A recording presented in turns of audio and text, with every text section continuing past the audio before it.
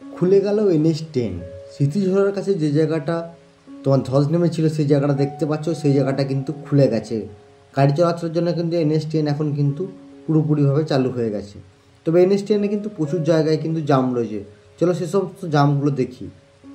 NH10 বিভিন্ন জায়গায় কিন্তু রাস্তা বন্ধ করে দেওয়া হয়েছে, কারণ স্মৃতিঝোড়ার কাছে যেহেতু সিঙ্গেল ওয়ে হয়ে গেছে কিছু জায়গায়, তার জন্য কিন্তু রাস্তায় প্রচুর জায়গায় কিন্তু তিস্তা বাজারের পর কিন্তু রাস্তা জাম।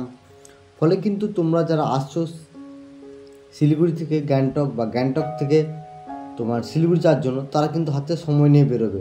2 থেকে 2.5 থেকে 3 ঘন্টা পর্যন্ত জাম লেগে রয়েছে। বিভিন্ন জায়গায় কিন্তু পুলিশ ব্যারিকেড দিয়ে সিঙ্গেল ওয়ে করে দিচ্ছে, একমাত্র ইমার্জেন্সি গাড়িগুলো ছাড়ছে, কারণ রাস্তায় কিন্তু এখন প্রচুর গাড়ির চাপ বেড়ে গেছে। দেখতে পাচ্ছ পর্যটকরা সমস্ত দাঁড়িয়ে পড়ছে রাস্তার মধ্যে, কারণ পুলিশ এখান থেকে যাওয়ার কোনো রকম পারমিশন দিচ্ছে না। দেখতেই পাচ্ছ রাস্তা কিন্তু পুরোপুরিভাবে কিন্তু বন্ধ করে দেওয়া হয়েছে, কারণ বিভিন্ন জায়গায় কিন্তু রাস্তায় কিন্তু জ্যাম রয়েছে। তো সিকিমের এরকম আপডেট ভিডিও পাওয়ার জন্য অবশ্যই চ্যানেলটাকে সাবস্ক্রাইব করে রাখো, পাশে থাকা বেল আইকনটাকে প্রেস করে রাখো, এবং যারা ফেসবুক পেজ দেখছো পেজটাকে ফলো করে নাও। তোমরা যারা কিন্তু এখন NGP বা শিলিগুড়ি থেকে আসছো, তারা প্লিজ হাতে সময় নিয়ে আসো। যদি NH10 হয়ে আসবো ভাবো, আর যদি ভাবো যে লাভা দার্জিলিং হয়ে আসবো, কালিম্পং হয়ে, তো সেক্ষেত্রে তোমরা ঠিকই আছে। বাট এই সাইডটা হয়ে এলে তোমাদের সেই সময়টা বেশি লাগবে, কারণ রাস্তায় কিন্তু বিভিন্ন জায়গায় ব্যারিকেড করে মানে কি বলবো তোমার গাড়ির যে ইয়েটাকে সেটাই কিন্তু কমানো হয়েছে। কারণ যে কী হচ্ছে, একটা সময় প্রচুর মানুষ স্মৃতিঝোড়া রোডে উঠে গেলে বা তিস্তা নদীর রোডে উঠে গেলে সেই জায়গাগুলো কিন্তু প্রবলেম হচ্ছে। ফলে কিন্তু গাড়িগুলোকে কিছুক্ষণ করে ওয়েট করে করে কিন্তু গাড়ি ছাড়া হচ্ছে, আমাদের এমার্জেন্সি গাড়িগুলো যেমন ছাড়া হচ্ছে কিছু কিছু। এখন কিন্তু রাস্তায় মোটামুটি ভালোই জ্যাম রয়েছে, প্রচুর পর্যটক কিন্তু পাহাড় রয়েছে এবং প্রচুর গাড়ি, এবার প্রচুর গাড়ি তুমি দেখতে পাচ্ছ। কত পর্যটক, মানে মানুষ মানে কী বলবো বিরক্ত হয়ে গেছে, অনেকক্ষণ ধরে দাঁড়িয়ে থাকতে হচ্ছে। হ্যাঁ, বাইকগুলোকে হয়তো ছেড়ে দিচ্ছে, বাট 4 চাকার ক্ষেত্রে কিন্তু প্রচুর অসুবিধা, প্রচুর গাড়ি কিন্তু লম্বা হয়ে দাঁড়িয়ে পড়ছে, কারণ একটা ধাপ ধাপ ধাপ ধাপ করে কিন্তু গাড়ি ছাড়া হচ্ছে। 8 ঘন্টা, কখনো কখনো 1 ঘন্টা, এরকম 3 থেকে 4 জায়গায় কিন্তু ব্যারিকেড করা হয়েছে, এবং ব্যারিকেড করে গাড়িগুলোকে কিন্তু সাইড করে রাখা হয়েছে, এবং রোডের উপর চাপটা কমলে তবেই কিন্তু সময় করে করে গাড়িগুলোকে ছাড়া হচ্ছে। ফলে কিন্তু সময় কিন্তু হাতে লাগবে। তোমরা যারা আসতে চাইছো হাতে কিন্তু সময় নিয়েই আসবে, কারণ তোমরা ভালো করেই জানো যে NH10-এর উপরে কিন্তু এখন প্রচুর চাপ, কারণ বিভিন্ন জায়গায় NH10-এ কাজ হচ্ছিল, এবং সেই কাজের ফলে বিভিন্ন রকম চাপ ছিল। প্লাস মানে যেহেতু এখনও পর্যন্ত কিছু কিছু জায়গায় একটু আধটু প্রবলেম আছে, তার জন্য সিঙ্গেল ওয়ে করে রাখা হচ্ছে।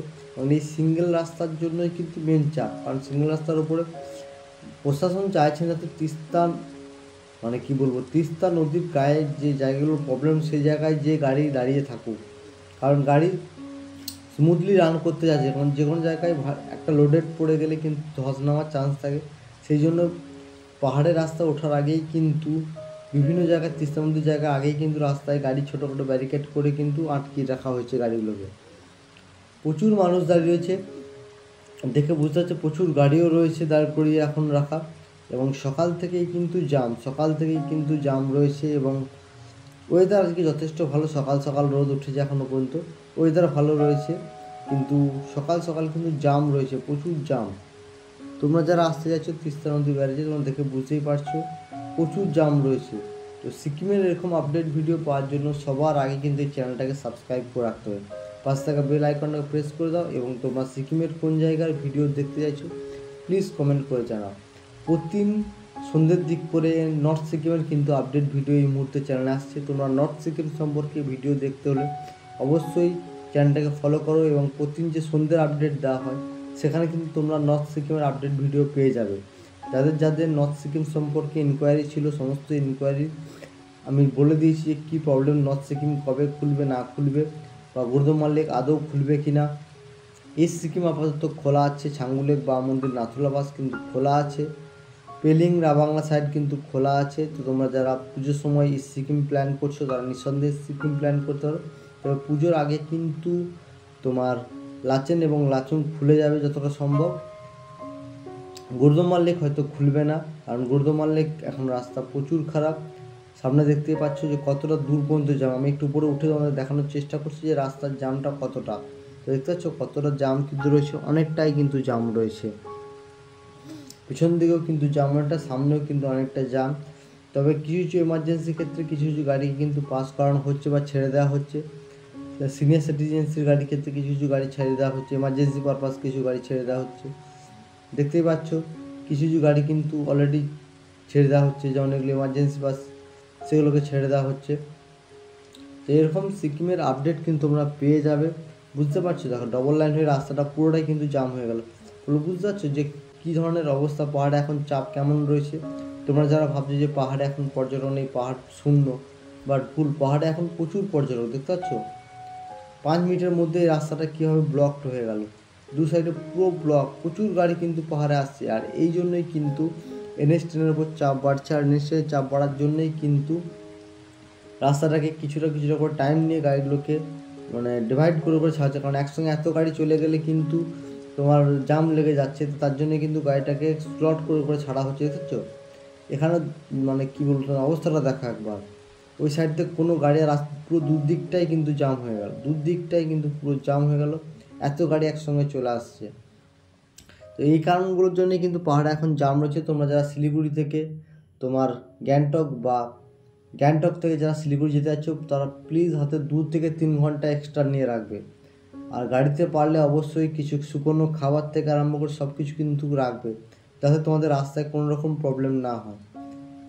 তো এটাই ছিল মেন আজকের আপডেট। কারণ সকাল থেকে সবাই জানো যে NH10 স্মৃতিজোড়ার কাছে যে জায়গাটা ছিল সেই জায়গাটা কিন্তু চালু হয়ে গেছে, সেটা সবথেকে বড় খবর। সবাই টেনশন করছিল, আমি বলেছিলাম যে 2 থেকে 3 দিনের মধ্যে চালু হবে, সেটা হয়ে গেছে।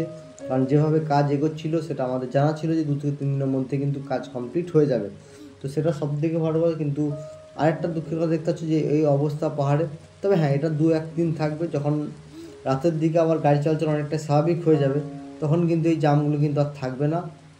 ফলে কিন্তু NH10 তখন অনেকটাই যেতে হবে। কাল থেকে হয়তো NH10 উপর অতটা চাপ বাড়বে না, কারণ রাতের দিকে গাড়ি মানে চালু হয়ে গেলে তখন কিন্তু, যেহেতু আজকে প্রথম হঠাৎ করে শুরু হয়েছে, তাই গাড়ির চাপটা একসঙ্গে এসে পড়েছে।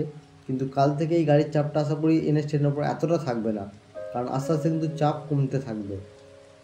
রাতের দিকে গাড়ি চাপে দিতে হচ্ছে, অবস্থা এমন হলো যে পুরো দুদিকেই দেখো দুটো লেনই কিন্তু পুরো ভর্তি হয়ে গেল। ফলে গাড়ির চাপ কিন্তু এখন অস্বাভাবিক। তো তোমরা পুজোর মাসে অক্টোবর মাসে সিকিম আসো, সিকিমে ঘুরতে আসো, এবং সিকিমে প্রচুর অফবিট জায়গা আছে। শুধুমাত্র যে নর্থ সিকিমই ঘোরার জায়গা, সিকিমের এই ধারণাটা চেঞ্জ করো। অনেক মানুষেরই ধারণা হয়ে গেছে শুধুমাত্র নর্থ সিকিমই ঘুরবো, নর্থ সিকিমেই হয়তো ঘোরার জায়গা আছে, বাকি মানে কী বলবো ইস্ট সিকিম বলো বা ওয়েস্ট সিকিম বলো বা সাউথ সিকিম বলো, এগুলো কোনো মানে ঘোরার জায়গা নেই। তো তোমাদের ধারণাগুলো কিন্তু ভুল। আর নর্থ সিকিমে যেহেতু একটু বরফ বেশি পড়ে, মানুষের মূল আকর্ষণ বা কেন্দ্রবিন্দু থাকে বরফ বা স্নো, সেই জন্যই মানুষ মানে কী বলবো সেটাকে বেশি মানে প্রেফার করছে। বাট বাকি যে সাইডগুলো রয়েছে সেগুলো কিন্তু সাউথের বলো বা মানে কি বলবো ইস্টের বলো, এগুলোতেও কিন্তু বরফ পড়ে। তো সেই সমস্ত জায়গা কিন্তু তোমরা যেতে পারো, সেই সমস্ত জায়গায় তোমরা এক্সপ্লোর করতে পারো। আশা করি সিকিমের প্রতিটা জায়গায় তোমাদের ভালো লাগবে। পুজোর মরশুম অক্টোবর মাস পড়ে গেছে, আর হয়তো হাতে 20টা দিন মা আসছে, সবার ঘরে আসবে। তো পুজোর সময় সবারই একটা প্ল্যান আছে পাহাড়ে ঘুরতে আসা। তো তোমরা আসো নিঃসন্দেহে, পাহাড়ের মানুষ খুবই ভালো, তোমাদেরকে সবসময় ওয়েলকাম করবে এবং তোমরা তাদের কাছ থেকে সবসময় ভালোবাসা পাবে। এবং তোমরা প্লিজ যারা আসছো এই মুহূর্তে গ্যাংটকে আসবে, তারা প্লিজ ট্যুর বুক করে এবং হোটেল বুক করে এসো। কারণ নইলে কিন্তু একসঙ্গে এত পর্যটক চলে আসে বুক না করে, ফলে কিন্তু একটা হোটেলের রুমের সমস্যা হয়। তো তোমরা প্লিজ এই ভুলটা করো না, প্লিজ তোমরা রুম বুক করে তবে কিন্তু গ্যাংটকে আসো।